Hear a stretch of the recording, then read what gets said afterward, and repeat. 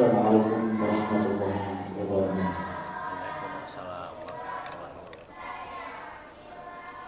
Alhamdulillahirabbil alamin. Wa bihi nasta'in ala umuri dunya waddin. Allahumma shalli wa sallim wa barik ala sayyidina Muhammad. Iftah bab rahmatillah adada ma fi 'ilmillah.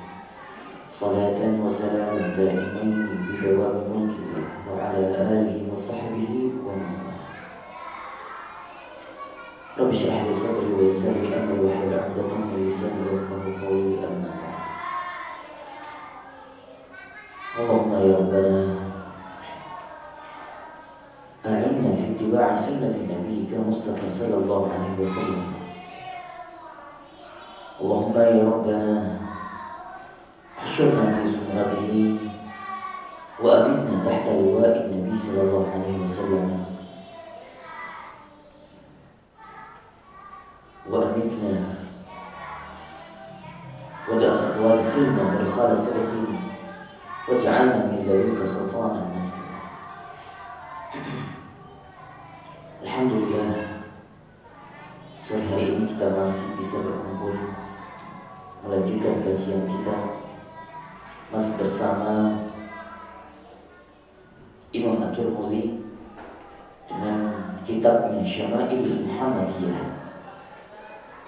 Semoga dengan kita membacakan Syama'il Muhammadiyah, syama'ilnya Rasul sallallahu alaihi wasallam, akan menambah kecintaan kita kepada baginda Nabi sallallahu alaihi wasallam, akan menambah kerinduan kita kepada baginda sallallahu alaihi wasallam. Selama ini kita masih belum kenal betul dengan sosok baginda Nabi sallallahu alaihi wasallam. Dengan kita membaca syama'ilnya beliau, semoga kita dianugerahkan pengetahuan sehingga kita kenal dengan sosok baginda Nabi sallallahu alaihi wasallam, Nabi kita sallallahu alaihi wasallam. Masih di dalam pembahasan tentang lauk pauk atau makanan yang pernah dimakan oleh baginda Nabi sallallahu alaihi wasallam. Hadis ke 171. Haddatsana Qutaibah qala al-musannif rahimahullah ta'ala wa nafa'ana bihi wa bi'ulumihi wa bi'ulumikum fi darain amin. Haddatsana Qutaibah haddatsana Ibnu Lahi'ah an Sulaiman bin Ziyad an Abdullah bin Harith qala. Ini hadis dari Abdullah bin Harith. Beliau berkata, akalna ma'a Rasulullah sallallahu alaihi wasallam shiwa'an fil masjid. Kata salah seorang sahabat, Abdullah bin Harith, beliau mengatakan, kami pernah makan bersama baginda Rasulullah sallallahu alaihi wasallam shiwa'an. Shiwa'an itu berupa daging yang sudah dibakar, daging masywi, daging yang sudah dipanggang. Fil masjid, di dalam masjid. Ini sahabat pernah makan bersama Nabi di dalam masjid. Makanya ulama fikih mengatakan tidak melarang kalau makan di dalam masjid. Namun alangkah lebih baiknya masjid juga dipakai sesuai dengan porsinya. Artinya memfungsikan masjid lebih banyak untuk zikir, sholat. Kalau bisa makan di luar, di teras, maka makan di teras. Tapi ala kulli hal, dari sini, dari hadis ini ulama fikih tidak melarang dan tidak mengharamkan yang mau makan di dalam masjid.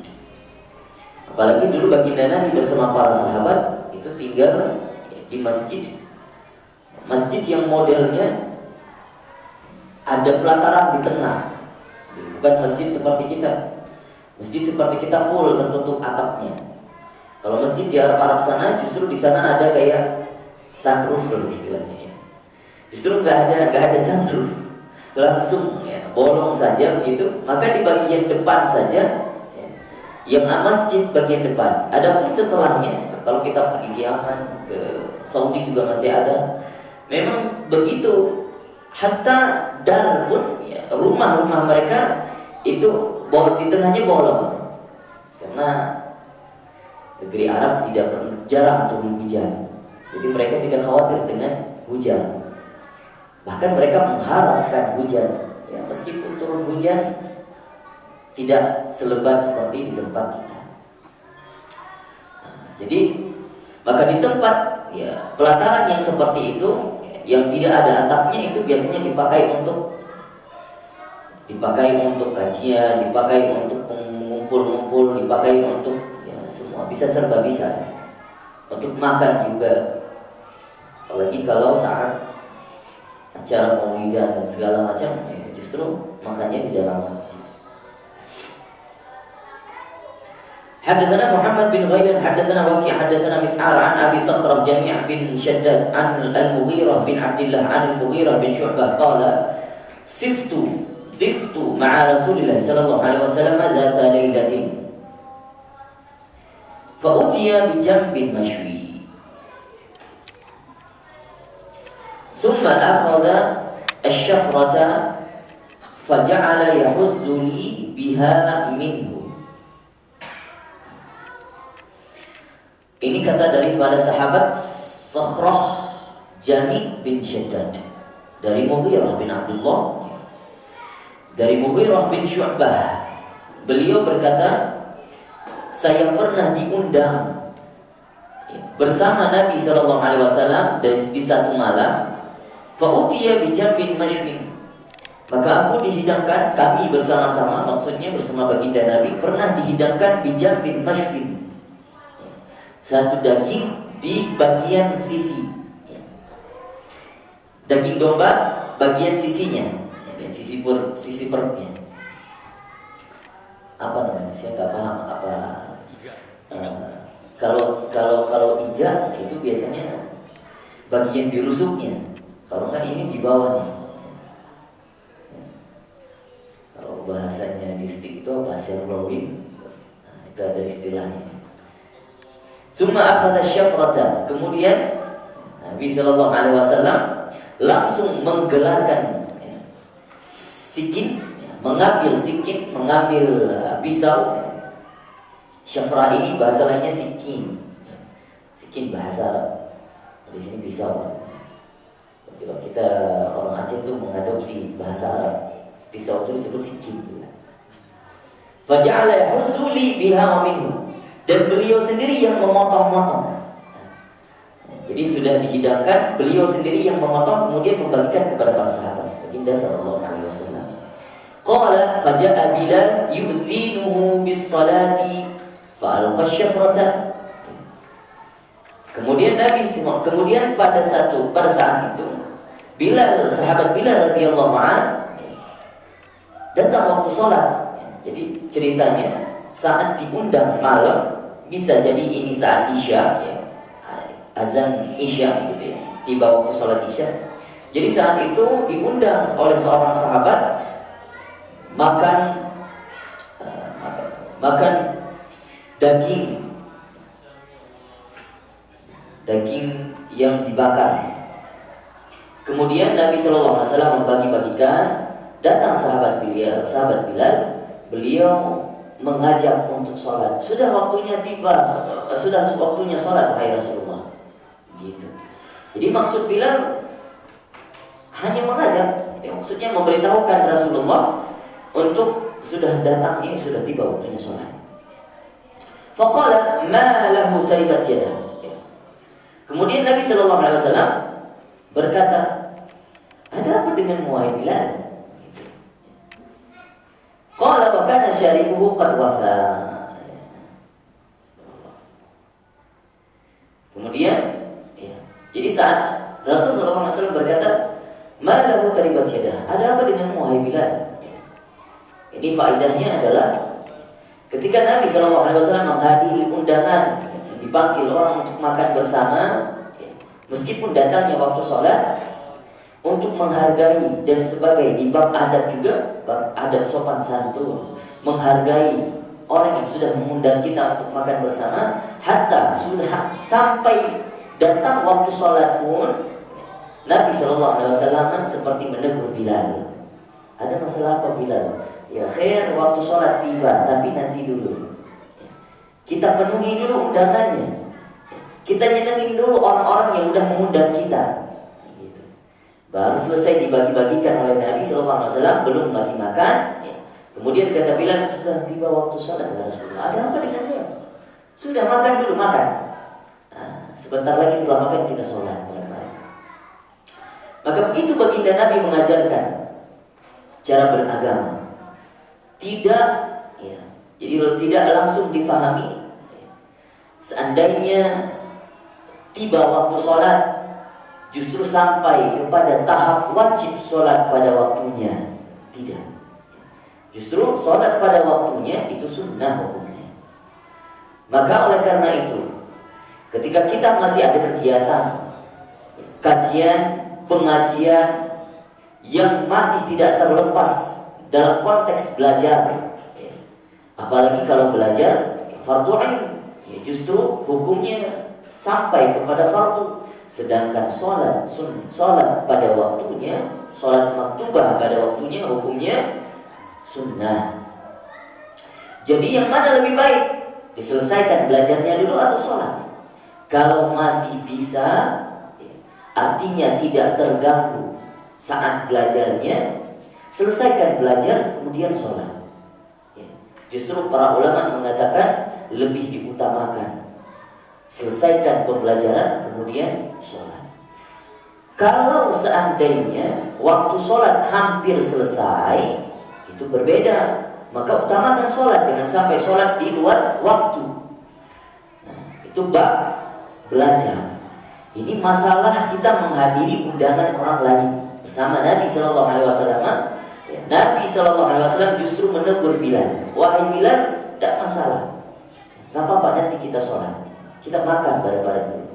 Nyenengin orang yang sudah manggil kita, mengundang kita untuk makan bersama. Setelah itu Nabi Sallallahu Alaihi Wasallam berkata, wa kana syarihu qad wafa.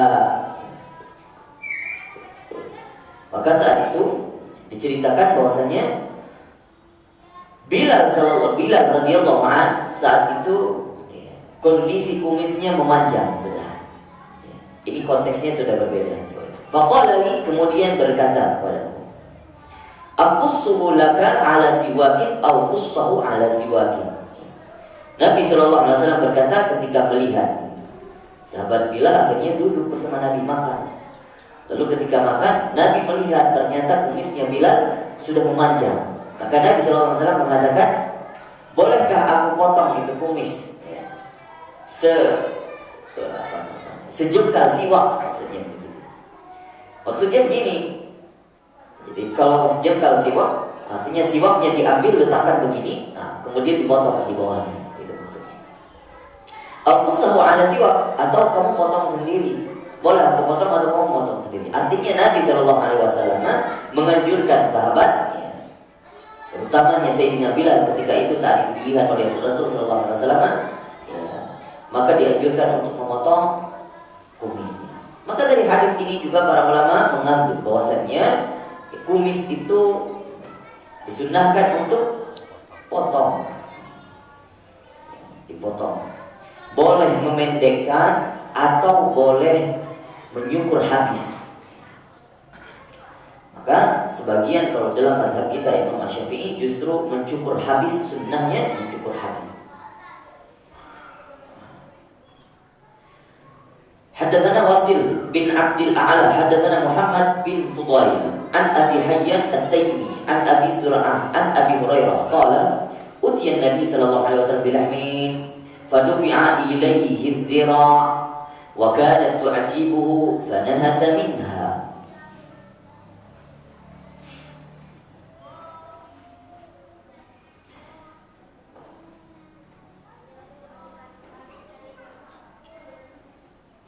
Kemudian pada hadis yang lain Abu Hurairah pernah berkata, utiya Nabi sallallahu alaihi wasallam bilah. Nabi sallallahu alaihi wasallam pernah dihidangkan daging. Fadufi'a ilaihi dhira'. Kemudian diangkat di depan Nabi sallallahu alaihi wasallam berupa dhira'. Dhira' itu kikil. Kaki kambing. Teklet. Apa namanya? Tunjang. Wa kanat tu'jibu, ternyata Nabi sallallahu alaihi wasallam suka tunjang. Nanti kalau beli nasi padang makan tunjang, niatkan ikut Nabi sallallahu alaihi wasallam karena Nabi sallallahu alaihi wasallam suka tunjang. Kalau dihidangkan antara daging sama tunjang, Nabi lebih milih tunjang. Nah, karena beliau lebih suka tunjang. Karena kenapa? Ya, kalau dikatakan yang di riwayat yang lain nanti bahwa Nabi SAW suka tunjang karena sebabnya tunjang itu lebih mudah lebih mudah dimasak. Allah a'lam bagaimana sebabnya. Ya.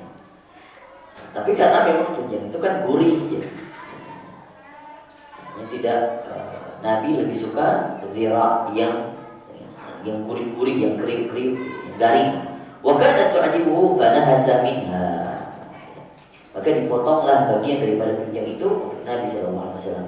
Hadatsana Muhammad bin Bashar, hadatsana Abu Dawud an Zuhair an Abi Sa'ad an Sa'ad bin Iyad an Ibn Mas'ud qala kana Nabi sallallahu alaihi wasallam yu'jibu dhira. Ini juga dari Ibnu Mas'ud, beliau berkata bahwa Nabi sallallahu alaihi wasallam suka tunjang, ya, suka kaki kambing, kikil tunjang serupa itu. Maka kita lihat hadis-hadis yang mengatakan Nabi Shallallahu Alaihi Wasallam suka tunjang, ya, bukan satu riwayat. Artinya para sahabat sangat perhatian dengan apa kesukaan Nabi. Kemarin kita bahas Sayyidina Anas mengatakan bahwa Nabi Shallallahu Alaihi Wasallam itu sangat suka dengan labu. Kalau dihidangkan antara marak kuah yang ada dagingnya dengan labu, Nabi Shallallahu Alaihi Wasallam lebih milih labu. Qala wa summa fi dhira'. Dari riwayat Ibnu Mas'ud, beliau berkata wasunna fidzira, ternyata di tunjang ini, di kaki kambing ini yang pernah diletakkan racun oleh seorang Yahudi ketika ingin meracuni baginda Nabi sallallahu alaihi wasallam di Khaybar. Wa kana yara anna al-yahuda sammuhu. Di sini disebutkan dan Nabi sallallahu alaihi wasallam mengetahui bahwa seorang Yahudi, seorang wanita Yahudi, ya, telah meracun daripada dirah tersebut. Ini bisa dimaknai hadis ini bahwa Nabi Shallallahu Alaihi Wasallam saat ceritanya saat Nabi di Khaybar, perang Khaybar telah selesai, maka kaum muslimin qadarullah ditakdirkan kemenangan saat itu. Maka saat di Khaybar itu, ya, Nabi Shallallahu Alaihi Wasallam didatangi oleh seorang perempuan yang bernama Zainab binti Harith, binti Al-Harith. Ini seorang Yahudi, ya. Kemudian beliau membawa, karena tahu Nabi SAW suka dirah, ya. Jadi ada daging kambing dan juga dirah. Justru yang diberikan racun itu di dirahnya, di bagian kaki kambingnya, di bagian tunjang. Kalau bagian lahap, bagian dagingnya tidak. Karena dia tahu, dia cari informasi, dia gali informasi Nabi kesukaannya apa. Ternyata kikil, maka disitulah diletakkan racun. Dan yang pertama diangkat Nabi SAW juga dirah itu, dimakan oleh Nabi SAW. Belum sampai tertelan, hanya beberapa kunyah saja. Ternyata kemudian mukjizatnya Nabi, diriwayatkan bahwasanya itu kaki kambing, ya, yang sedang dimakannya ngomong, berbicara, "Ya Rasulullah, jangan makan aku telah diracuni, telah dibubuhi racun." Maka Nabi SAW memuntahkan racun itu.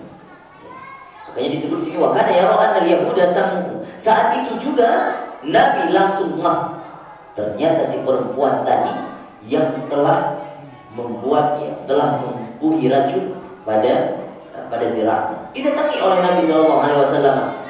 Ada pun beberapa sahabat yang ikut makan bersamanya. Tidak beberapa lama setelah makan itu wafat, meninggal. Beberapa orang sahabat, riwayat mengatakan 2 orang atau 3 orang sahabat yang wafat karena racun itu.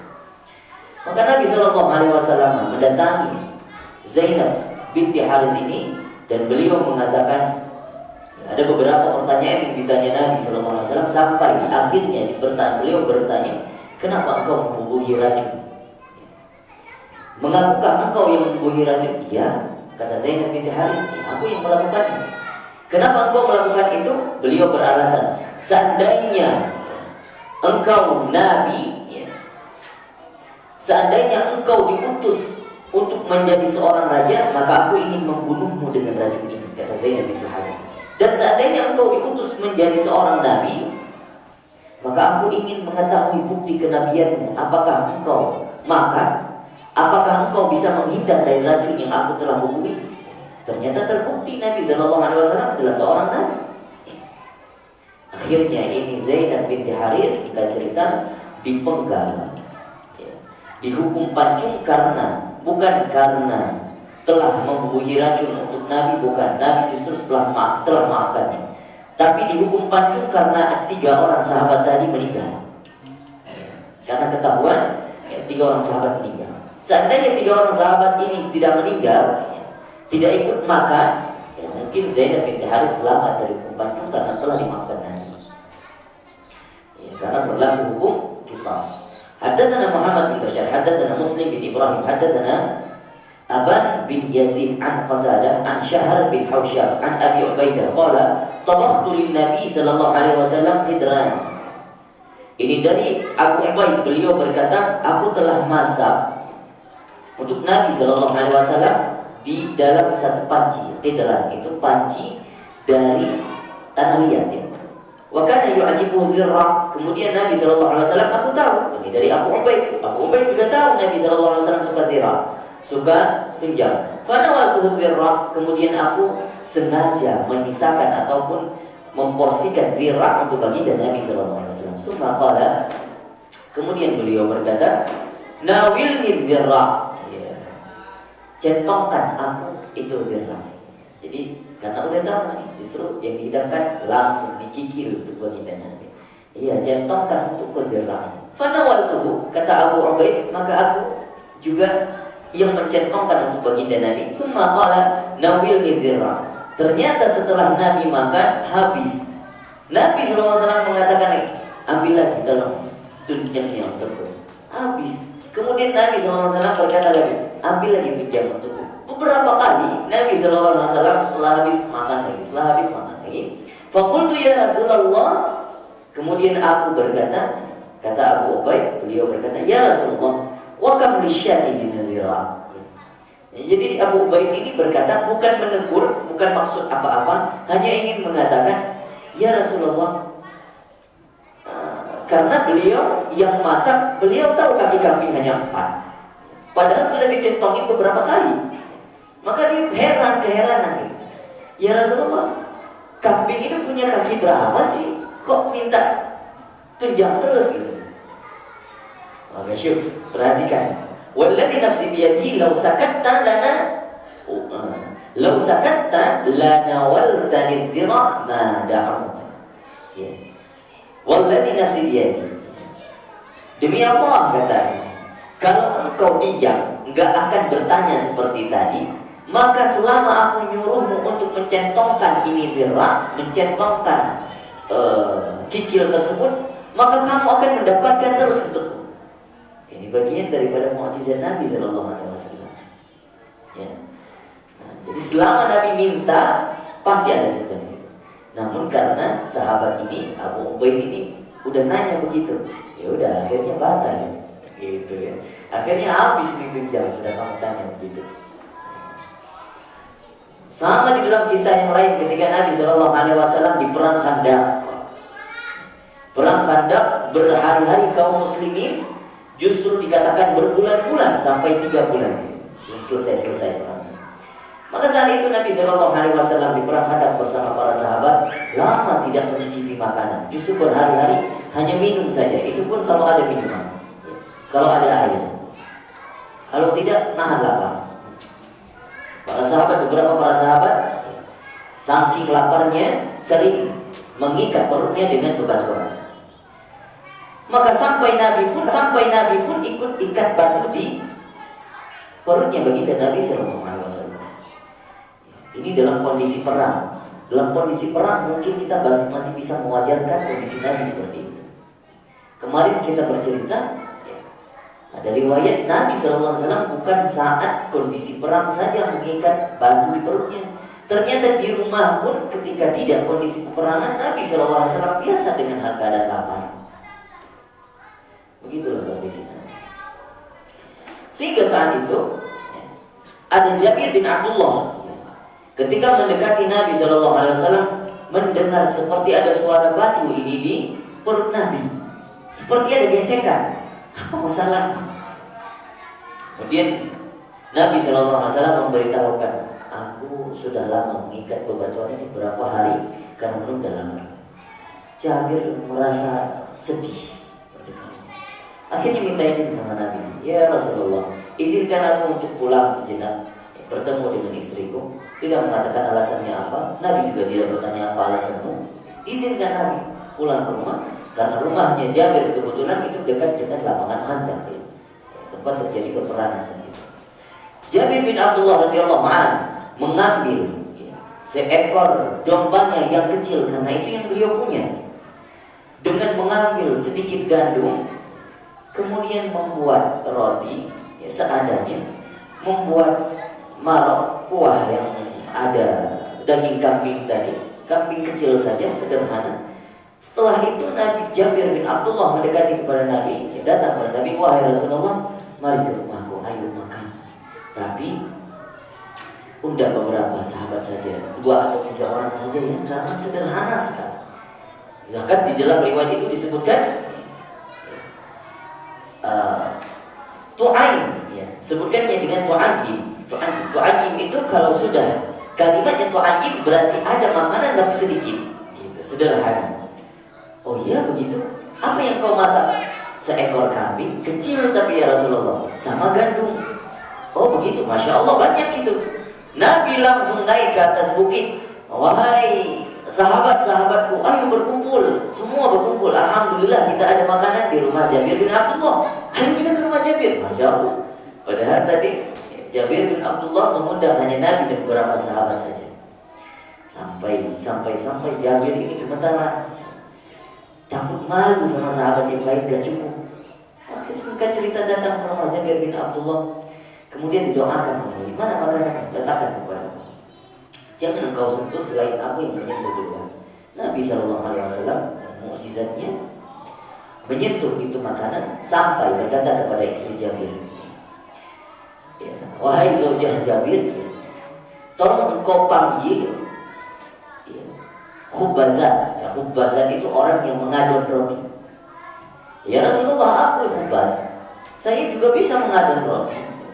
Enggak, kamu enggak cukup untuk mengadon roti ini. Panggil lagi seluruh kota Madinah, panggil. Berapa saja yang engkau dapatkan, panggil. Maka dipanggil, dilaksanakan oleh istri ya, Jabir bin Abdullah. Sehingga ketika itu ya, didoakan itu adonan sedikit ya. Kemudian berkumpul semuanya para pengadon roti se-Madinah, dibuat. Setiap kali diambil adonan itu, subhanallah, itu adonan kembali utuh. Setiap diambil utuh, setiap diambil utuh. Begitu juga marok yang tadi kambing yang sudah didoakan Nabi, kemudian dicentong. Maka riwayat mengatakan 10 orang masuk ketika saat itu. 10 orang masuk maka akan dibagikan makanan oleh Nabi. Kemudian keluar 10 orang lagi masuk, sampai 1000 sahabat saat itu. Sampai 1000, subhanallah. Ini bagaimana Jabir bin Abdullah gak keteteran ketika melihat 1000 pasukan yang datang ke rumahnya untuk makan, padahal cuma nyembeli 1 kambing saja. Karena mukjizat doakan oleh Nabi SAW, berkahnya ada pada Nabi, pada tangan Nabi, kemudian dibagikan. Sampai ya, Jabir bin Abdullah melihat setiap yang dicentongin Nabi, maka itu marah tidak berkurang, justru bertambah. Justru bertambah. Begitu juga isi daging di dalamnya.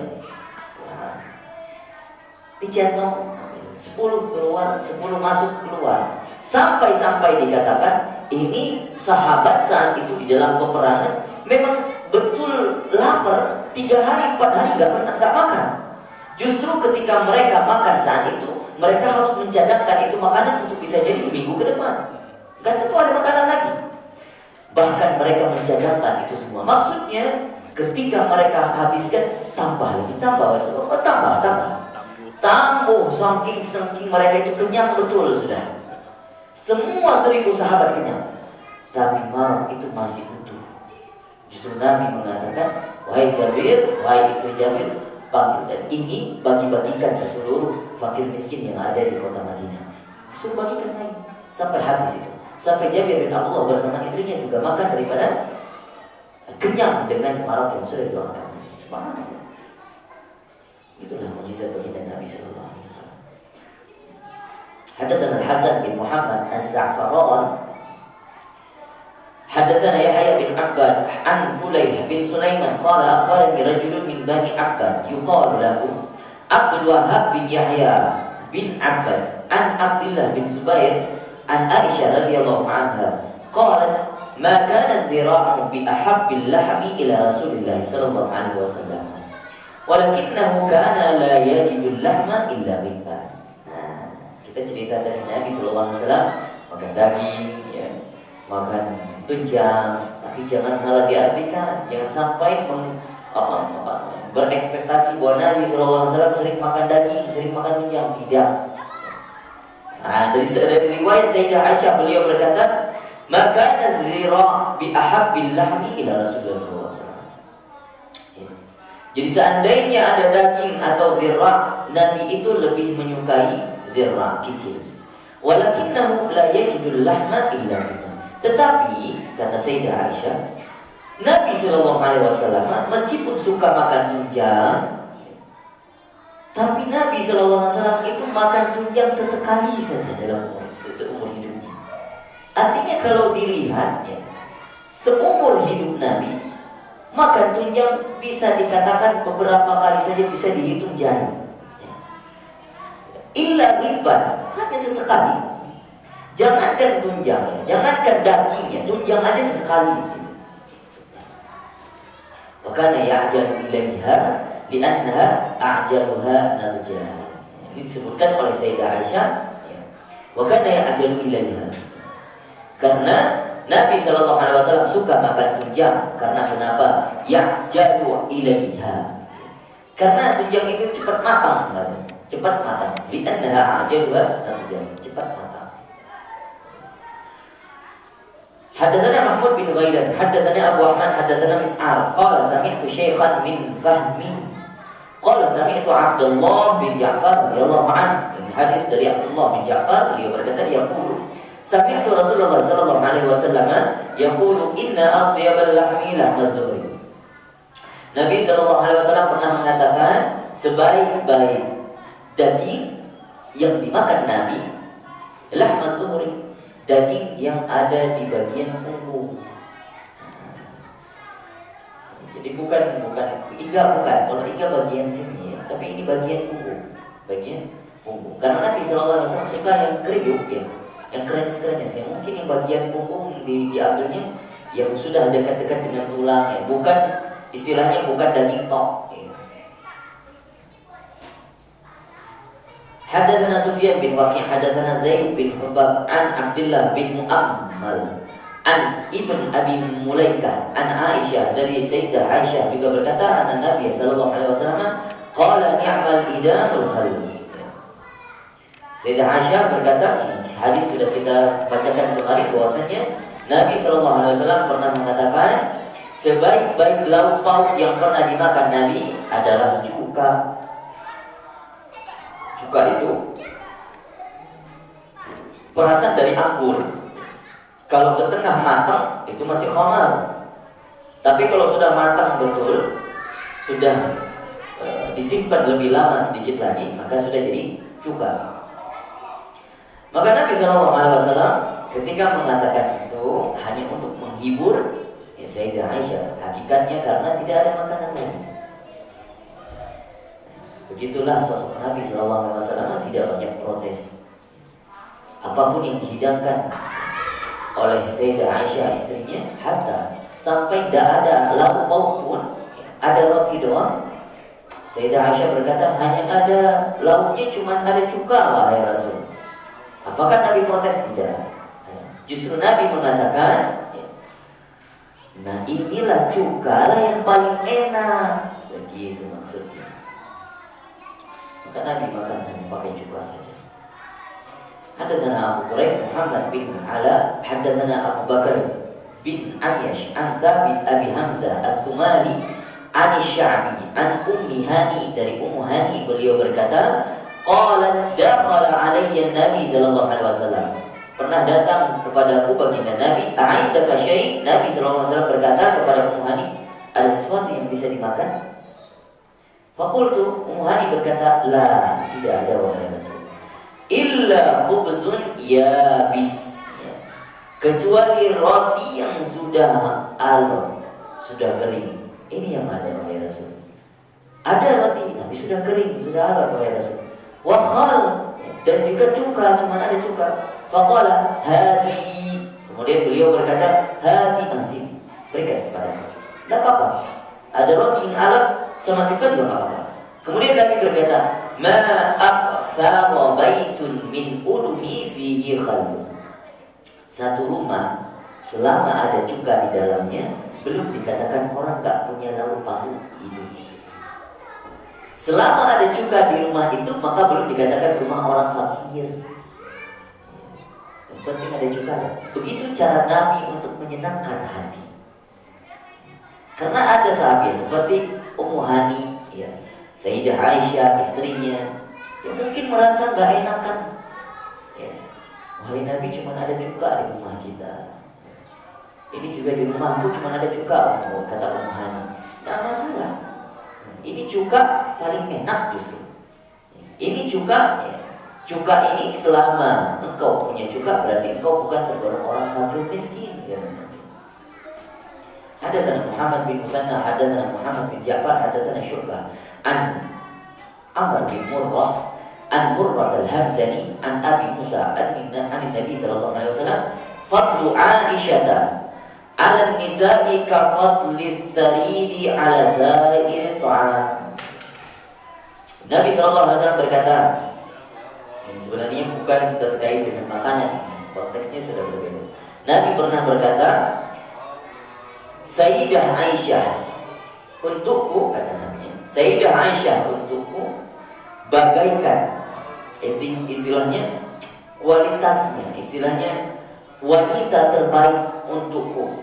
Seperti Aisyah itu diibaratkan seperti sarid ala sa'iri ta'am, seperti sarid itu makanan yang paling disukai Nabi, sesuai dengan kesukaannya, sesuai dengan favoritnya. Ala sa'iri ta'am, seperti makanan yang aku sukai daripada makanan-makanan yang lain, diibaratkan oleh Nabi SAW. Artinya Sayyidah Aisyah itu adalah wanita terbaik, dipuji oleh Nabi SAW. Sayyidah Aisyah wanita terbaik. Kalau diibaratkan makanan, kalau ada di dalam makanan, di dalam beberapa nampan itu ada makanan yang aku sukai, maka sari yang paling aku suka, begitulah umpamanya Sayyidah Aisyah. Namun kalau di dalam riwayat yang lain, Nabi SAW pernah menjelaskan bahwa sebaik-baik wanita, ini kata Nabi, bahwa Aisyah untuknya. Tapi kalau dijejerkan wanita-wanita seluruh alam, seluruh dari zaman Nabi Adam hingga akhir kiamat nanti, wanita terbaik yang pertama adalah Maryam binti Imran. Selanjutnya Sayyidah Khadijah. Selanjutnya Sayyidah Fatimah. Selanjutnya Sayyidah Aisyah. Selanjutnya baru Asia. Begitu baru dijejerkan dengan beberapa wanita-wanita yang soleh yang lainnya. Hadatsana Ali bin Hujr, hadatsana Ismail bin Ja'far, hadatsana Abdullah bin Abdurrahman bin Ma'mar al-Ansari Abu Tuwala annahu sami'a Anas bin Malik yaqulu qala Rasulullah sallallahu alaihi wasallam fadlu Aisyah 'ala an-nisa'i ka fadli dharin 'ala sa'iri ta'am. Ini sama hadisnya. Hadatsana Qutaibah bin Sa'id, hadatsana Abdul Aziz bin Muhammad an Suhail bin Abi Salih an Abihi an Abu Hurairah, dari Abi Hurairah annahu ra'a Rasulullah sallallahu alaihi wasallam, kata beliau Abu Hurairah pernah melihat Nabi sallallahu alaihi wasallam tawaddu'a min thawri aqitin, pernah berwudu setelah makan thawri aqit. Thawri aqit itu ini apa namanya? susu yang sudah dibekukan seperti mentega. Susu yang sudah dibekukan seperti mentega. Ada nggak sekarang? Atasnya susu. Atasnya susunya. Atasnya susu. Butternya. Butter. Bukan butter. Iya. Kayak gini atasnya. Iya, kayak keju. Tapi kalau keju ada istilahnya sendiri, juben. Tapi kalau ini sawi akid memang susu dibekukan. Dan Nabi Shallallahu Alaihi Wasallam makannya itu sisa-sisa kerenyahan daripada susu yang dibekukan tadi. Tapi Nabi Shallallahu Alaihi Wasallam setelah makan itu berwudu. Sumara'ahu, kemudian di kali yang lain Abu Hurairah melihat akala min katifi syah. Beliau Nabi Shallallahu Alaihi Wasallam makan daripada paha kambing. Summa sholat, kemudian langsung sholat. Walam yatawaddo, saat itu Nabi tidak berwudu lagi.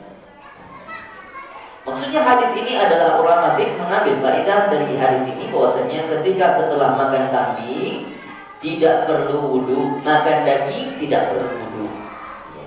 Artinya makan daging kambing tidak membatalkan wudu di dalam mazhab kita. Adapun yang pertama, Nabi Shallallahu Alaihi Wasallam makan daripada sauri akid itu kerenyahan daripada susu yang telah dibekukan tadi, itu bukan menunjukkan Nabi harus berwudu. Itu hanya Nabi Shallallahu Alaihi Wasallam mentajdidkan wudu. Gitu. Tapi ketika Nabi Shallallahu Alaihi Wasallam setelah makan daging unta, kemudian bersama para sahabat ingin melaksanakan sholat. Ada daripada beberapa sahabat saat itu Nabi SAW belum menganjurkan untuk wudhu, belum wajib wudhu setelah makan daging unta. Setelah itu mau melaksanakan sholat, sudah berjajar, sudah dirapikan. Seorang sahabat ini tak sengaja keluar angin, betul. Saking para sahabat yang lain juga merasa wah, ini ada yang buang angin. Karena itu Nabi SAW mengetahuinya, kemudian Nabi mengatakan, barang siapa yang tadi udah makan unta bersama kita bareng-bareng, ya, silakan berwudu lagi. Karena Nabi melihat ini sahabat, nanti kalau dia doang yang ngambil wudu ketahuan dong. Saking begitu perhatian Nabi SAW kepada sahabatnya, menjaga perasaan supaya tidak tertuduh ini sahabat yang barusan buang angin. Akhirnya semua disuruh wudu. Yang udah makan daging unta tadi wudu supaya nggak ketahuan. Maka dari riwayat hadis itu, mazhab Imam Asy-Syafi'i, mazhab kita mengatakan kalau yang makan daging unta harus wudu. Hadatsana Ibn Abi Umar, hadatsana Sufyan bin Uyainah an Wa'il bin Dawud an ibnihi wa huwa Bakr bin Wa'il an Zuhri an Anas bin Malik. Qala, dari Anas bin Malik beliau berkata, "Aulam Rasulullah sallallahu alaihi wasallam ala Safiyyata bi tamarin wa sawiyyin." Bahwasanya dikatakan oleh Anas bin Malik bahwa Nabi sallallahu alaihi wasallam aulama Rasulullah sallallahu alaihi wasallam ala Safiyyata bi tamrin wa sawiyyin.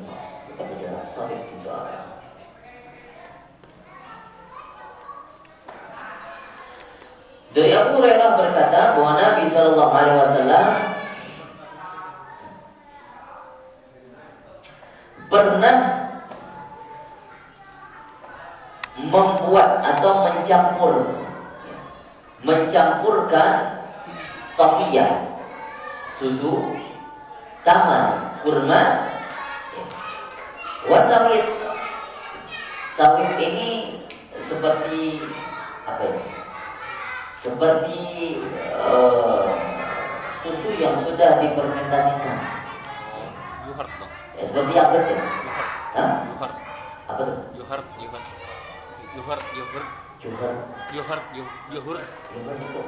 Itu yang asam susu yang Ya, betul. Iya, seperti yang Yuhart itu yuhart.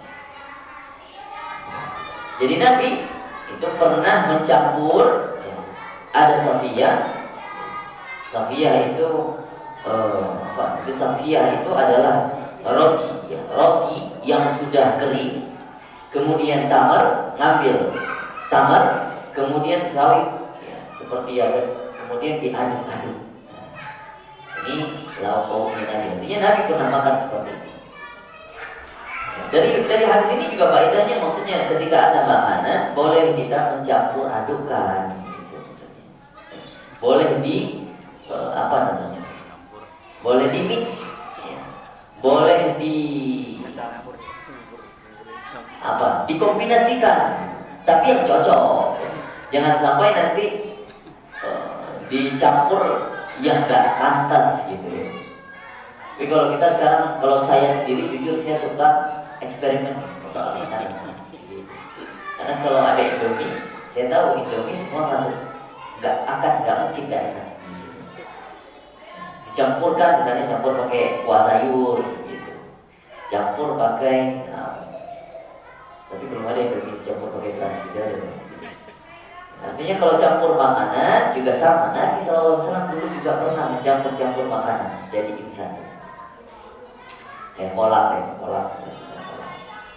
Hadatsana Husain bin Muhammad al-Basri, hadatsana al-Fudail bin Sulaiman, hadatsana Fa'id Maula Ubaidillah bin Ali bin Abi Rafi' Maula Rasulullah sallallahu alaihi wasallam qala hadatsani Ubaidullah bin Ali an jaddatihi Salma anna al-Hasan bin Ali wa Ibnu Abbas dan Ibnu Abbas wa Ibnu Ja'far atauha faqala.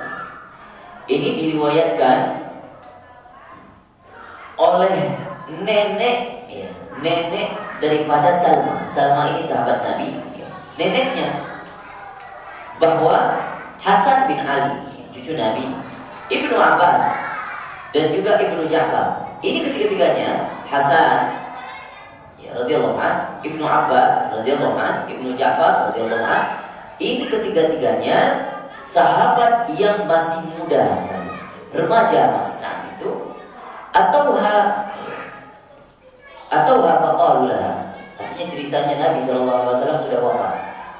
Dan ketiga sahabat ini kita tahu bahwa Ibnu Abbas sepupunya Nabi. Tapi Ibnu Abbas ini seorang sahabat yang ketika sudah di masa remajanya sudah menjadi ulama para sahabat. Karena barokah doanya Nabi, Allahumma faqihu fiddin wa 'allimhu ta'wil. Maka seluruh sahabat-sahabat saat itu yang masih sisa, yang masih hidup, berguru kepada Ibnu Abbas. Hasan bin Ali, ya, cucunya Nabi, justru Ibnu Abbas, lihat, Ibnu Abbas sama cucunya Nabi hampir sepantaran. Ya. Saking Ibnu Abbas itu ketika Nabi menjelang wafatnya masih kecil, bahkan dikatakan belum balik. Ibnu Ja'far dan Ibnu Ja'far itu. Maka ketika setelah Nabi wafat, mereka datang kepada neneknya Salman. Isna'i lana ta'aman, karena neneknya Salman dulu pernah membuat makanan untuk Nabi SAW. Tolong buatlah, wahai nenek, tolong buatkan makanan yang pernah dimakan Nabi, yang pernah disukai Nabi. Nah, mereka ingin mencicipi, penasaran, apa sih makanan favoritnya Nabi? Karena sudah berbeda generasi. Gitu.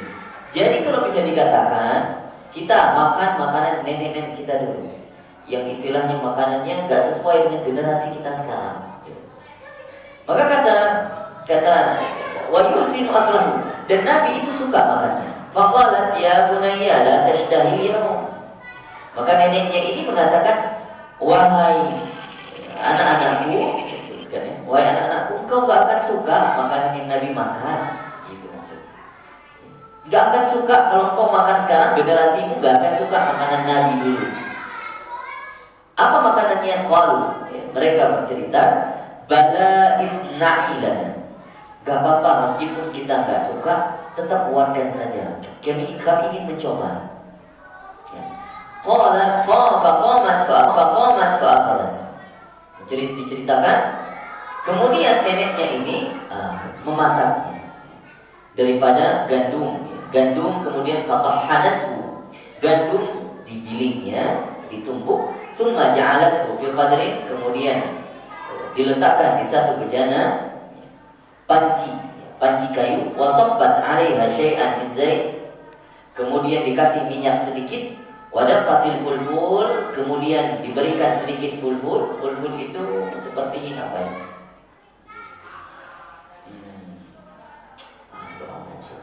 Lupa saya, bumbu masak. Yang bikin pedas apa Pak? Merica. Ya, merica. Merica. Diberikan merica, at-tawabil, berikan kunyit sedikit. Faqarrabathu ilaiha, maka matang. Kemudian diberikan kepada anak-anak ini yang datang, yang ingin mencoba makanan Nabi. Wa qalat, kemudian beliau berkata, hadza mimma kana yu'jibun nabi. Neneknya ini sambil berkata, sambil menghidangi, inilah yang disukai Nabi sallallahu alaihi wasallam. Kemudian dimakan. Artinya penasaran dengan bagaimana sih makanannya Nabi. Hadatsana Mahmud bin Ghailan, hadatsana Abu Ahmad, hadatsana Sufyan 'an al-Aswad bin Qais, an Nubayh al-Anasi, an Jabir bin Abdullah al-Ansari qala atana Nabi sallallahu alaihi wasallam fi manzilina. Nabi sallallahu alaihi wasallam pernah datang ke rumah kami, fadzabahna lahu syah. Kemudian kami menyembelih kambing untuk menyambut Nabi sallallahu alaihi wasallam. Faqala ka'annahum 'alimu anna nuhibbul lahma. Nabi sallallahu alaihi wasallam saat itu langsung berkata, ketika dihidangkan daging di depan Nabi, Nabi berkata, wah, rupanya kau tahu kesukaan kami ya. Gitu. Kau tahu bahwa kami itu suka daging. Artinya Nabi sallallahu alaihi wasallam dengan akhlak yang sangat mulianya, dengan santunnya, uswahnya yang dapat kita ambil contoh, bahwasanya Nabi sallallahu alaihi wasallam apapun yang dihidangkan dipuji. Saat itu dihidangkan daging, Nabi sallallahu alaihi wasallam berkata, ya ternyata kau tahu apa makanan favorit kami. Seandainya misalnya dihidangkan cuka pun dipuji, gitu maksudnya. Ya, cuka makanan terbaik. Nabi sallallahu alaihi wasallam makan apa saja yang dihidangkan sambil menyenangi hati orang yang menghidangkan, menyenangi hati orang yang mengundang. Maka itu harus kita contoh. Kalau kita datang ke undangan, jangan banyak protes. Ini cateringnya nggak benar. Cateringnya mana sih ini? Cari tahu informasi. Kok begini dagingnya? Alot benar kayaknya. Ada aja protes kita. Itu lihat Nabi. Nabi gak komen apakah itu asin kah, kemanisan kah, alot ya dagingnya. Tetap dikatakan ya, ini favorit kami suka makan daging ini. Akhirnya yang masak semua. Ini harus kita contohi hal-hal yang seperti ini. Jangan banyak protes terhadap makanan. Apalagi makanan yang dihilangkan oleh pasangan kita, istri kita, yang selalu kita bermuamalah dengannya, berinteraksi dengannya. Makanya Nabi sallallahu alaihi wasallam pernah berkata bahwasanya sebaik-baik lelaki kita nih, mungkin kita di depan orang boleh kelihatan baik karena nggak tahu siapa diri kita. Tapi kata Nabi sallallahu alaihi wasallam, sebaik-baik lelaki adalah lelaki yang paling baik terhadap wanitanya, istrinya. Artinya muamalah interaksi bersama istri baik, itu lelaki yang baik.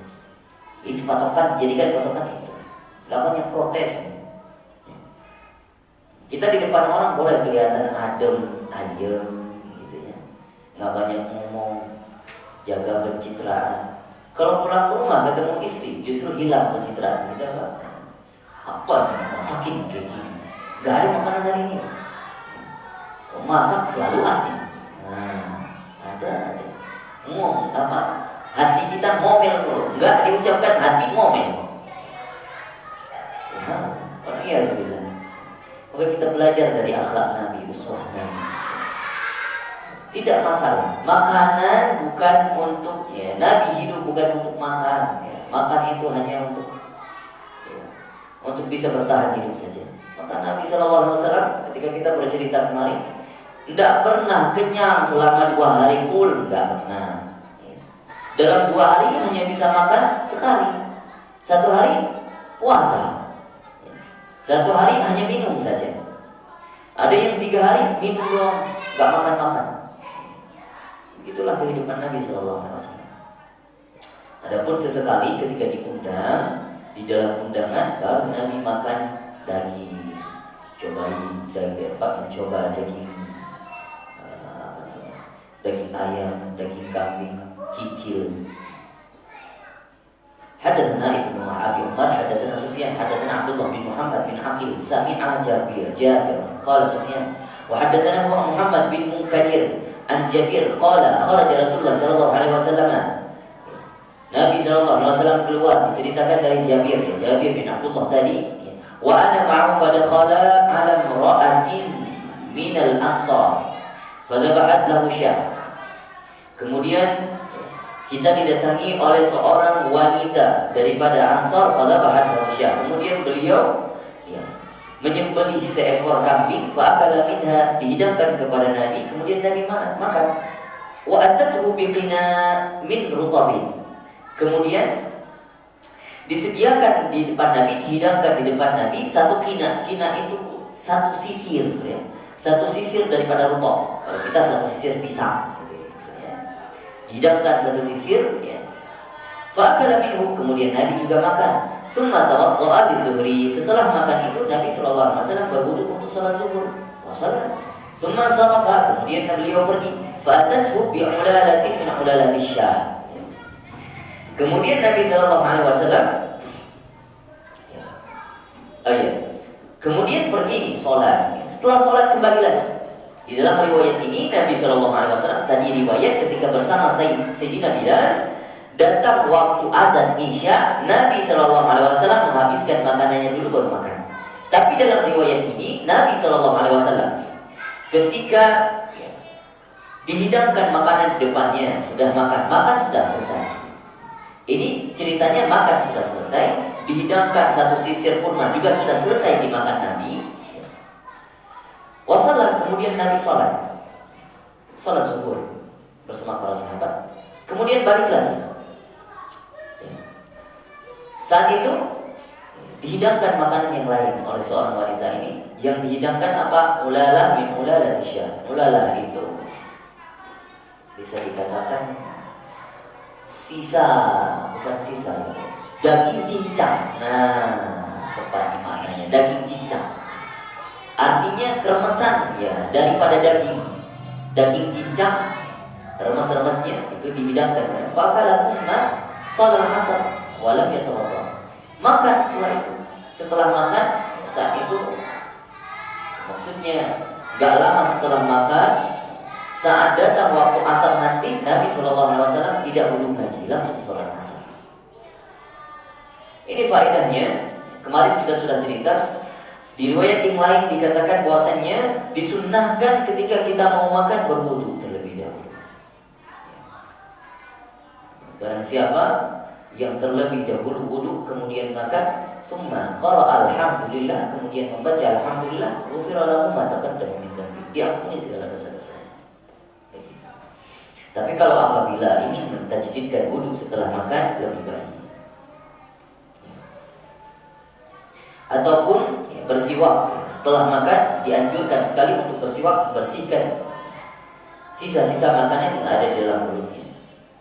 Karena orang yang bersiwak melakukan sholat itu lebih baik daripada orang yang tidak bersiwak melakukan sholat hatta 1000 rakaat. Lebih baik orang yang bersiwak melakukan sholat. Hadatsana Al-Abbas bin Muhammad Ad-Duri, hadatsana Yunus bin Muhammad, hadatsana Fulayh bin Sulaiman an Utsman bin Abdurrahman an Yaqub bin Abi Yaqub an Ummul Mundhir qala dakhala alayya Rasulullah sallallahu alaihi wasallam ma'ahu Ali. Pernah datang, kata Ummul Mundhir, pernah datang kepadaku Nabi sallallahu alaihi wasallam dan juga Ali radhiyallahu anhu, wa lana dawalin mu'allaqah.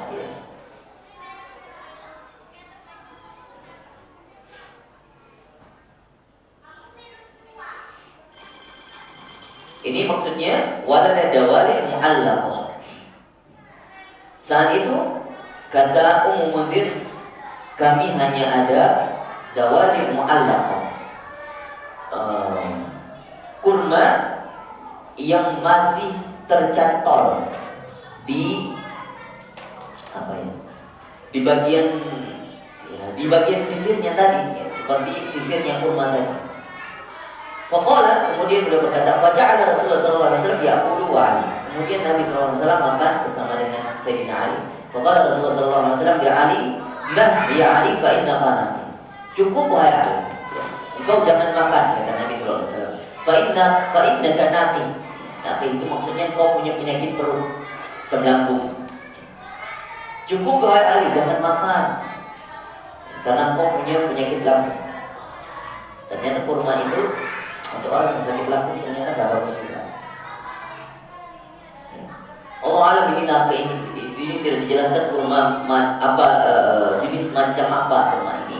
Tapi Nabi SAW perhatian kepada Sayyidina Ali. Wahai Ali, jangan kau makan, kau punya penyakit lambung. Qalat fajalasa Ali. Kemudian Sayyidina Ali duduk setelah itu. Wa Nabi yaqulu, Nabi saat itu makan. Qalat, maka kalau di stop oleh Nabi Ali, Sayyidina Ali pun gak makan. Faja'altu lahum silqan wa sya'ira. Tapi aku menghidangkan, diceritakan oleh Ummu Munzir, aku menghidangkan kepada Ali karena aku melihat Sayyidina Ali dilarang Nabi SAW untuk mencicipi kurma tadi karena punya penyakit lambung. Akhirnya Ummu Munzir membuat silqan wa sya'ira, membuat gandum tapi dicampur dengan bumbu-bumbu herbal. Seperti apa ya maksudnya? Kayak kita nih dibuat jahe gitu ya. Gandum dicampurin jahe, jeruk nipis, obat herbal gitu. Faqala Nabi, "Ya Ali, min hadza fa asli." Nah, wahai Ali, kalau ini enggak apa-apa, makanlah. Fa inna hadza awfaqu laka. Ini makanan cocok untukmu. Ya, artinya bagus untuk penyakitmu juga. Hadatsana Mahmud bin Ghair, hadatsana Bishr bin Sarif, dua hadis lagi. An Sufyan an Talhah bin Yahya an Aisyah binti Talhah an Aisyah ummul mukminin dari radhiyallahu anha. Ini diriwayatkan oleh Sayyidah Aisyah. Juga pernah diambil hadis ini oleh Aisyah binti Talhah. Qalat, kana Nabi sallallahu alaihi wasallam ya'tini fa yaqul. Nabi sallallahu alaihi wasallam, Sayyidah Aisyah bercerita, Nabi sallallahu alaihi wasallam pernah datang kepadaku bertanya, "A'indaki ghada?" Apakah engkau punya makanan siang? Fa aqulu, kemudian aku berkata, "La." Qalat fa yaqulu inni sha'im. Kemarin kita sudah ceritakan, ternyata di sini ada riwayat hadisnya. Bahwasanya sudah menjelang waktu zuhur sekitar jam 10, jam 11, Nabi sallallahu alaihi wasallam pulang ke rumah kemudian bertanya kepada Sayyidah Aisyah, "Wahai Aisyah, ada makanan kita hari ini? Masih ada sisa makanan?" Nah, Sayyidah Aisyah berkata, "Tidak, ya Rasulullah." Kemudian Nabi SAW langsung berkata, "Ini sha'im." Udah kalau begitu saya puasa. Qalat, Sayyidah Aisyah berkata, "Fa'atani yawman." Di kali yang lain Nabi SAW datang kepadaku, faqultu ya Rasulullah, inni uhdiyat lana hadiyah. Di hari yang lain diceritakan oleh Sayyidah Aisyah, Nabi SAW, Sayyidah Aisyah berkata kepada Nabi, "Wahai Rasulullah, ada hadiah buat kita." Qalat, Nabi berkata, "Wa ma hiya?" Apa hadiahnya? Qultu hais. Sayyidah Aisyah berkata, "Hais ya Rasulullah." Hais itu apa? Berupa makanan. Tidak dijelaskan ini makanannya apa, tapi dijelaskan hais saja, berupa makanan. Qala ama inni asbahtu sha'iman. Qalat thumma akala. Qala amma ini, Nabi sallallahu alaihi wasallam berkata, "Tapi aku puasa hari ini." Begitu. Maksudnya di hari yang lain saat menjelang zuhur, ya, ketika melihat Nabi, Sayyidah Aisyah berkata, "Ya Rasulullah, ada hadiah." Hadiahnya apa? Hadiahnya berupa makanan. Oh, kata Rasul, "Aku udah terlampau niat semalam, udah puasa duluan." Tapi apa yang dikatakan oleh Sayyidah Aisyah, "Summa akala." Ternyata Nabi setelah itu buka makan juga, buka puasa. Ini faedah, ini uswah, ini akhlak. Ya. Menghargai hadiah pemberian orang lain, menghargai istrinya yang sudah menawarkan. Ya. Meskipun Nabi sudah berniat puasa, sudah terlampau puasa, Nabi makan. Nah, kalau begitu, Faedahnya diambil oleh ulama fikih, boleh berbuka puasa kalau puasanya itu sunnah, untuk menghargai. Justru diutamakan untuk menghargai yang menghidangkan makanan. Buka puasa tapi puasanya sunnah, ya. Bukan puasa wajib. Puasa wajib jangan sampai nanti setelah ini pulang ke rumah besok mengatakan ada yang kasih hadiah, kata Ustaz Ali boleh buka puasa ini untuk menghargai. Enggak, ini bukan puasa wajib, puasa sunnah. Puasa sunnah. Kalau puasa wajib haram buka. Kalau puasa sunnah, ya justru lebih afdal kita buka untuk menghargai. Kalau pulang ke rumah mertua atau pulang ke rumah ibu sendiri, ya, ternyata melihat baru dimasak, ya. Apalagi masakan itu mungkin ibunya tahu ini makanan anaknya, kesukaan anaknya. Sedangkan saat itu kita shaim, kita puasa. Alangkah lebih baiknya kita futur, kita buka puasa barengi bersama ibu. Justru lebih baik, itu lebih afdal. Hari yang lain kita puasa, hari itu batalin. Begitu juga kalau kita datang ke hajatan orang lain, saat itu kita puasa. Jangan puasa, udah tahu hari ini hajatan, kita malah puasa hari itu supaya terlihat aku puasa hari ini, yang lain gak puasa. Ketika ditanya puasa, oh afwan saya puasa, itu akhlak yang salah seperti itu. Justru bukalah. Dan kalau tahu besok kita diundang hajatan, jangan puasa sunnah, kecuali kita puasa qadha, ya. Puasa qadha beberapa hari kita, artinya ada ketinggalan puasa wajib kita yang tidak mungkin lagi kita qadha di hari lain kecuali hari itu boleh. Ya. Ini sangat penting uswah yang seperti ini, karena bisa saja kita salah paham terkait uswah seperti ini. Mana lebih afdal? Kita pikir lebih afdal puasa sunnah, justru kita malah mengubah apa yang amalan yang sudah kita kerjakan, gitu, sedang kita kerjakan. Yuk, tafadhol kita makan bareng yuk. Oh, afwan nih hari ini kebetulan saya puasa nih. Puasa kenapa? Bilang-bilang gitu. Tidak perlu. Ya justru kalau begitu, kalau Anda pun puasa saat itu, sedang puasa, udah buka aja, nggak usah bilang, oh kebetulan saya puasa nih. Tapi kebetulan ada makanan, lah kita buka aja lah. Nggak perlu juga begitu. Buka saja, nggak perlu bilang-bilang. Itu adalah uswah. Begitulah kita contoh akhlak mulia baginda Nabi sallallahu alaihi wasallam.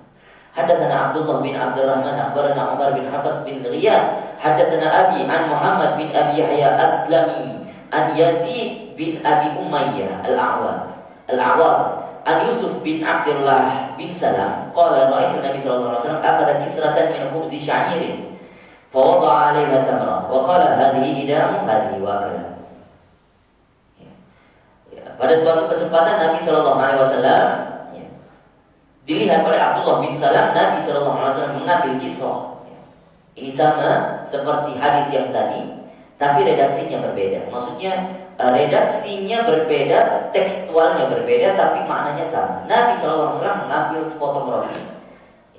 Kemudian syair diambil gandum juga. Dan kalau tadi tidak ada gandum, kemudian tamar. Jadi riwayat ini ada kisrah, roti, ada gandum, kemudian ada tamar. Ketiganya diulek sama Nabi, dicampur sama Nabi. Wa qala hadhihi idamun hadhihi. Nah ini ya makanannya cocok dicampur sama ini. Sambil mengambil gandum, kemudian roti, kemudian ya, kurma. Satu hadis lagi terakhir, hadatsana Abdullah bin Abdurrahman akhbarana Sa'id bin Sulaiman an Abd bin Awwam an Umayy an Anas anna Rasulullah sallallahu alaihi wasallam kana yujibu sufl. Bahwa Nabi sallallahu alaihi wasallam diceritakan oleh Anas bin Malik, Nabi sallallahu alaihi wasallam suka makan sufl. Apa itu sufl? Qala Abdullah, yani ma baqiya min at-ta'am, yaitu bekas sisa-sisa makanan. Subhanallah. Makanya kalau ada sisa makanan, maksudnya sisa makanan itu kayak seperti kita umpamanya kita lebaran ke-7 makanan bertinggal sisa-sisa doang. Kue-kue kremesan gitu ya. Yang bagus-bagusnya udah dimakan sama tamu.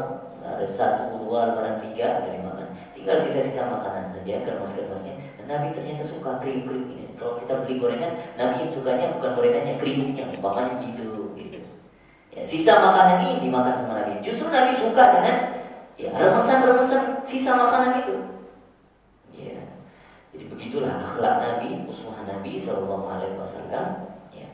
Sehingga sisa-sisa makanan pun kalau bisa dihabiskan makan, karena barokahnya ada di situ. Bisa jadi dengan sisa makanan itu bisa membuat kita lebih berkah rezeki kita, mendatangkan ya, membuka pintu rezeki kepada kita.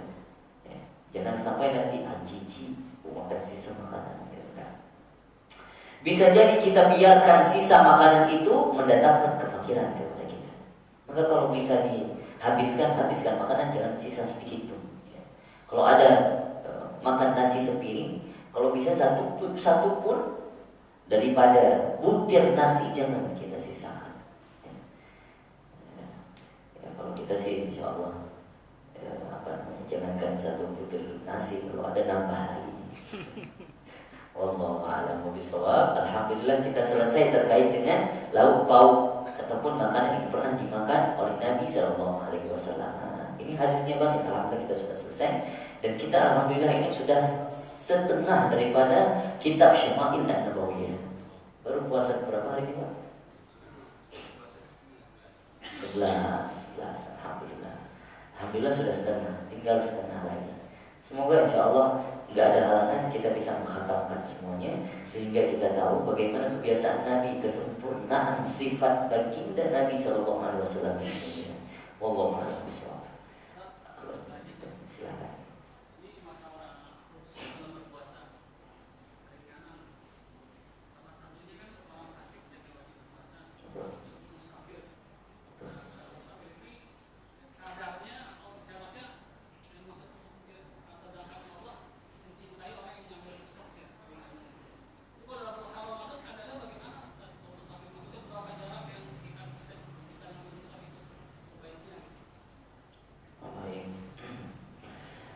Memang bahwa di dalam riwayat mengatakan Allah itu suka orang yang mengambil rukhsah. Justru karena ini merupakan hadiahnya Allah untuk kita. Mengambil rukhsah lebih afdal. Kita melakukan perjalanan. Kalau bisa sholatnya qasar jamaah saja. Meskipun kita tahu di dalam perjalanan kita itu akan menemukan beberapa masjid. Tapi ingat, agama itu bukan sesuatu yang bisa diakal-akali, di mana yang ditafsirin sendiri tanpa melihat riwayat hadis Nabi Sallallahu Alaihi Wasallam. Bahkan ada yang mengatakan, oh saya senang sholat, justru saya selalu rindu ketemu Allah untuk setiap sholat. Gitu. Jadi justru dalam perjalanan pun saya tidak mau ambil rukhsah. Selama saya bisa mengerjakan. Wallahi ahsan, bagus seperti itu. Tapi ada kesalahan dalam Anda memahami agama. Begitu. Jadi justru Anda harus mengambil rukhsah itu. Kalau tidak, kita menolak hadiahnya yang diberikan oleh Allah. Nah, dari bab sopan, dari bab adab, kita tidak ada adab bersama Allah saat itu. Lebih afdal ambil rukhsah. Tapi kalau dilihat kondisi perjalanannya berhari-hari di dalam perjalanan, sehingga kita saat itu lagi shaim, puasa wajib, puasa Ramadan, dan kita berpikir nantinya perjalanan misalnya mudik lebaran dari sini pulang ke ujung Sumatera, naik ke Aceh gitu ya. Berhari-hari bisa jadi 1 mingguan, bisa jadi 3 harian. Justru kita mau supaya nanti nggak terlalu banyak saya mengqadha puasa, atau saya khawatir saya tak sanggup bayar puasanya nanti. Maka puasalah, ngambil rukhsah 1 hari, besok puasa, ngambil rukhsah lagi, besok puasa lagi. Kalau bisa selang diselingin, ya diselang-seling. Artinya kita rukhsahnya ambil, puasanya kalau ada kesempatan untuk ambil juga. Tapi kalau tidak memungkinkan untuk berpuasa selama dalam perjalanan itu, maka tak perlu berpuasa. Apalagi kalau itu memudaratkan diri kita sampai sakit, maksa puasa karena dalam perjalanan, justru puasanya jadi haram, bukan pahala, justru dosa. Gitu. Allah a'lam bishawab.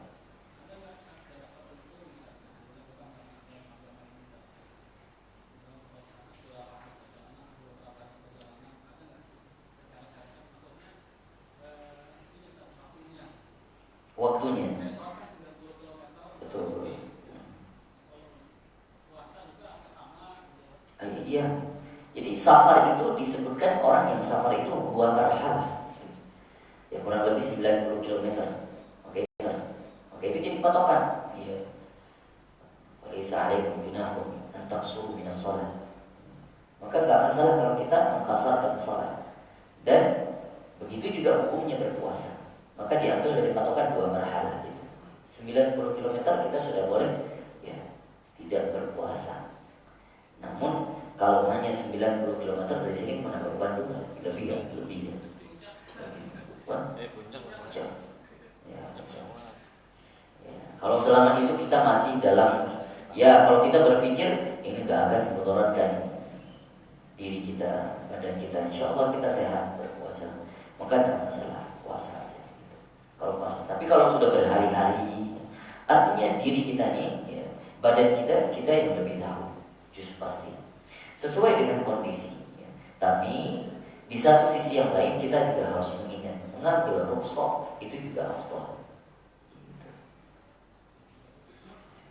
Silakan. Boleh.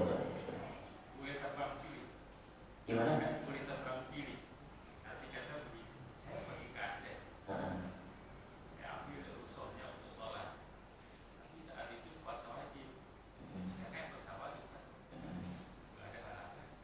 Gak ada halangan untuk berpuasa.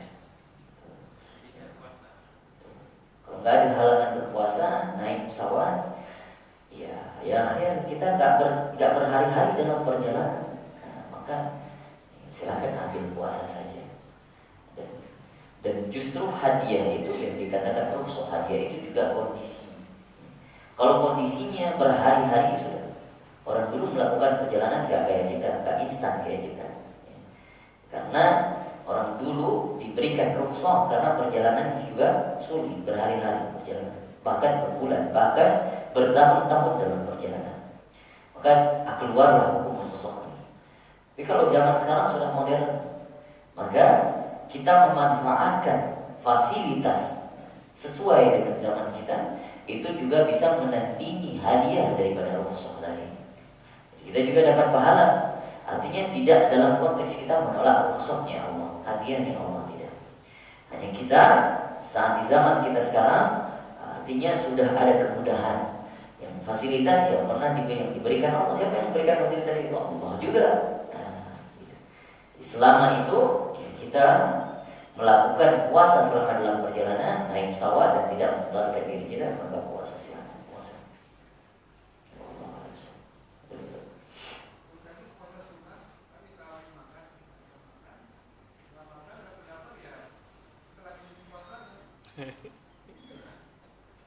Gimana Pak? Ini kita udah iftar nih. Puasa sunnah. Makanan.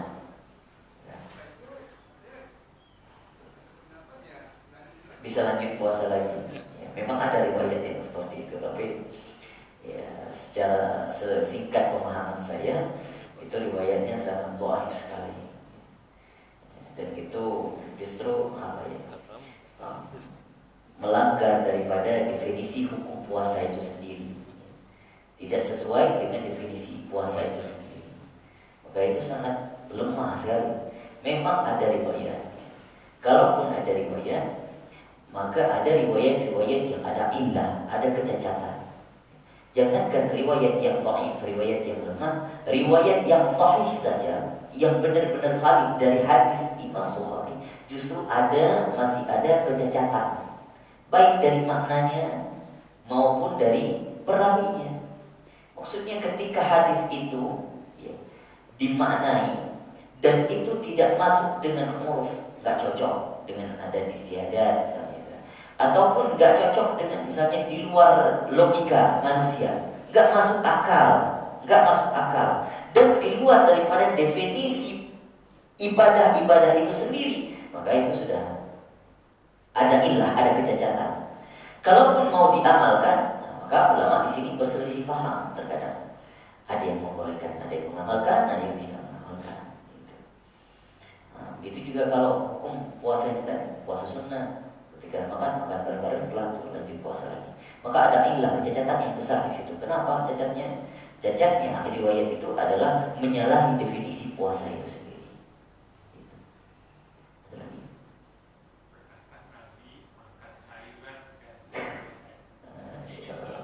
Itu yang belum kita temukan ya. Nabi makan khadrawat, makan sayur-sayuran. Tapi ada itu labu kan bagian dari itu juga ya. Tapi Tapi secara jelas langsung Nabi makan sayuran kita belum menemukan. Nah, yang jelas ya dulu zaman Nabi susah sekali sayur-sayuran ada. Sangat susah. Ya. Kalau mungkin Nabi hidup di zamannya itu dan ada sayur-sayuran, Nabi mungkin makan juga. Nah, gitu. Karena sangat-sangat susah. Jangankan Nabi itu istilahnya, jangankan mendapatkan makanan yang mudah seperti didapatkan oleh tetangganya orang lain, yang mudah saja nih, yang istilahnya hanya beras saja, hanya gandum saja, itu pun susah Nabi dapatkan. Gitu. Nah, qadarullah itu ada hikmah di balik itu. Kita mengambil pelajaran daripada uswah baginda Nabi Sallallahu Alaihi Wasallam.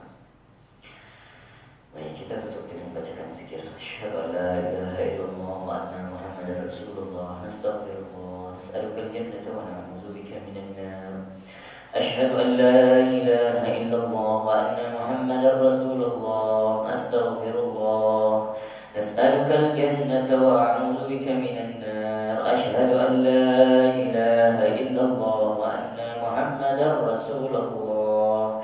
Astaghfirullah, أسألك الجنة وأعوذ بك من النار. اللهم إنك عفو كريم حليم تحب العفو فاعف عنا.